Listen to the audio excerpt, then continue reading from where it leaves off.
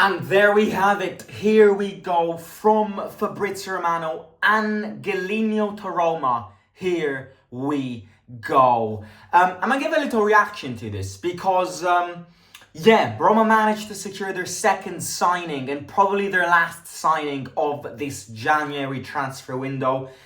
Do I expect Roma signing a third player, aka Baldanzi?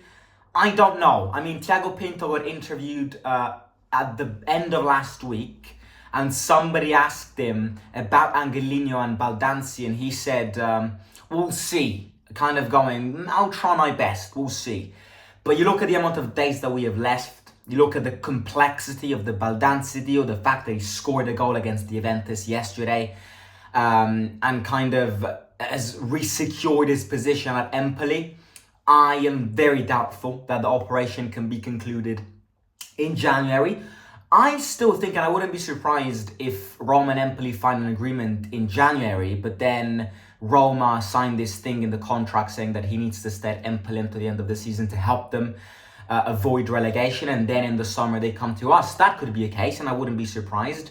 I just want him in the long term, so that we can keep a young player in the future. But this video is all about, not Baldanzi, Angelino.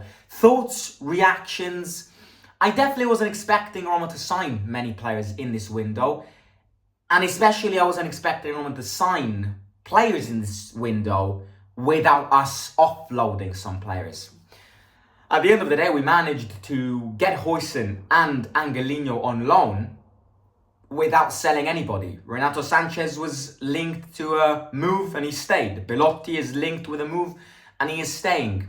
So I'm surprised that we managed, despite the settlement agreement and all of that, to complete the Angelino signing.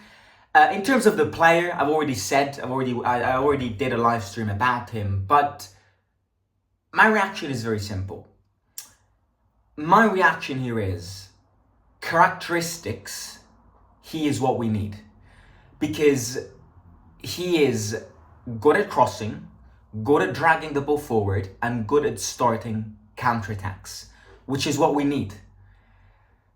But then you look at his past, the fact that he's been offloaded by Galatasaray, the fact that he's been offloaded at Leipzig, it definitely means that he isn't the same player anymore. But I'm not surprised, because if he was the same player as 2018, then Leipzig would have never accepted a loan. And this is an operation, this is a loan move, a loan with obligation set at around 5-6 million. And then I believe that there are a few bonuses, in a sense that if we qualify for the Champions League, then the option becomes an obligation. So that could be the case. Do I think he'll change the season? Do I think he will arrive and revolutionize Roma's season and be the best fullback of our squad? No, I don't. And I don't want to get hyped, because I got hyped with Awar and we all know what happened. And I got hyped with Renato Sanchez and we all know what happened. I am aware that he has the potentials of becoming our best fullback, because it doesn't take Roberto Carlos to be our best fullback. I could be better than all of the fullbacks that we have. I can be better at putting crosses than all of our fullbacks. I myself can give a better impact than what Celik, Christensen, Spinazzola and Zalewski recently give to these games. So coming here at Roma and being the best fullback, I wouldn't be surprised. Coming here at Roma and being the revolutionary signing, which will make us qualify for the Champions League, I'm doubtful about, because he does remain a scrap at Galatasaray.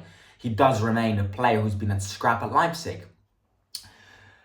But I will look at the positive on one side and say that at least he's not a player who's been submerged by injuries. And this is so important, because recently we've been buying players who maybe have a name, maybe grab the attention of a fan, but then realistically speaking, they gave no impact because they're always injured.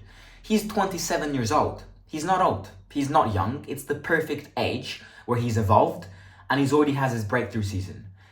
So nobody can tell me that his age is going to be a negative factor.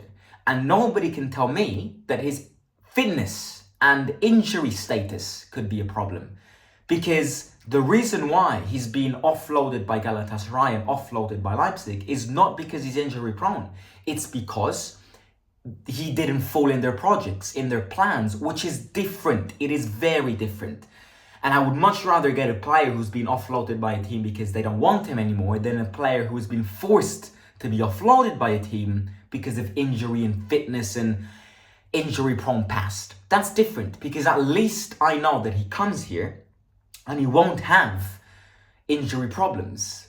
But he can come here and gamble his way through. Gamble his way through this second half of the Roma season, kind of be a Maitland-Niles type of signing in Jose's first year. Hopefully a bit better than that. But Maitland-Niles came to us, not injury-prone, didn't get many chances. I definitely expect Angelino to have more chances. Angelino. But, yeah. In terms of would I sign him permanently at the end of the season, I can't say that now. Depends on how he plays. Depends if we benefit from him. Depends if we qualify for the Champions League. It also depends if how the players around him react to him and his style of play. It depends on a lot of things. We're not in a position to answer that now. I'm happy it's a loan because he's a player with uncertainties. Without a doubt, okay, he's not injury prone, but we can't forget that he's been in scrap in the past two teams that he's been playing for. So I definitely have a few doubts, but overall, characteristic-wise, he is what we need. And I can see him breaking through Rossi's system and systematically starting in that left fullback position. He can also play as a more advanced winger, which isn't bad because Rossi, especially now at the beginning, is liking to change formations and styles and all of that. So that isn't bad at all. But yeah, what do we think? Let me know down below in the comments. What are your thoughts on Angelino, the operation, the finances? Am I surprised it's a loan? No, I'm not. 80% of our team is consisted of loan players, which is a problem because at the end of the season, the majority of them will leave. But settlement agreement, FFP problems, unfortunately, we can't break those. And the only way to get players in your team without offloading players, it's to open up loans and buy players on loan. So we'll see what happens. I am very curious to see what he can give to us. According to Fabrizio Romano, he will land in Rome tomorrow and have his medical checkups either tomorrow afternoon or Tuesday morning. And maybe he can be available for the Cagliari game next Monday at home at the Olimpico. Surely he will be ready for that. And maybe he can already provide an assist goal, or just a general impact to a game where we will definitely need to get 3 points from.